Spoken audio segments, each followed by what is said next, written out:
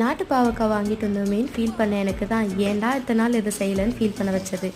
அப்படி செஞ்ச ரெசிபி தான் பாவக்காய் தொக்கு. அதுக்கு ஒரு பேனில் தாராளமாக எண்ணெயை ஊற்றிக்கிட்டு சின்ன சின்னதாக பொடி பொடியாக நறுக்கி வச்சுருக்க பாவக்காயை அது எண்ணெயிலே வறுத்து எடுத்துக்கிட்டு இன்னும் கொஞ்சம் எண்ணெய் மீதி இருக்கிற ஸ்டேஜில் அதுலேயே கடுகு சீரகம் நல்லா 4 தட்டு தட்டின பூண்டு, நசுக்கி வச்சுருக்க சின்ன வெங்காயம், வறுத்து வச்சுருக்க பாவக்காய், 4லேருந்து 6 தக்காளியை தாராளமாக எடுத்து பியூரி பண்ணி வச்சு எல்லாத்தையும் சேர்த்து நல்லா கிளறி பச்சை வாசனை போக உப்பு, மஞ்சத்தூள், மிளகாய்த்தூள், தனியாத்தூள் எல்லாம் சேர்த்து நல்லா தக்காளி தொக்கு பதத்துக்கு வணக்கி எடுத்ததுக்கப்புறம் ஒரு நெல்லிக்காய் சைஸ் புளி தண்ணியை நல்லா கரைச்சி ஊற்றி கிளறி விட்டால் எண்ணெய் பிரிஞ்சு வரும் பாருங்கள். அந்த ஸ்டேஜில் நல்லா தட்டுன்னு தட்டி ஒரு கொஞ்சமாக வெல்லத்தை தூவி விட்டு உடனே ஸ்டவ் ஆஃப் பண்ணி ஒரு கிளறி விட்டிங்கன்னா எல்லாத்தையும் ஈக்குவலைஸ் பண்ணிவிடும்.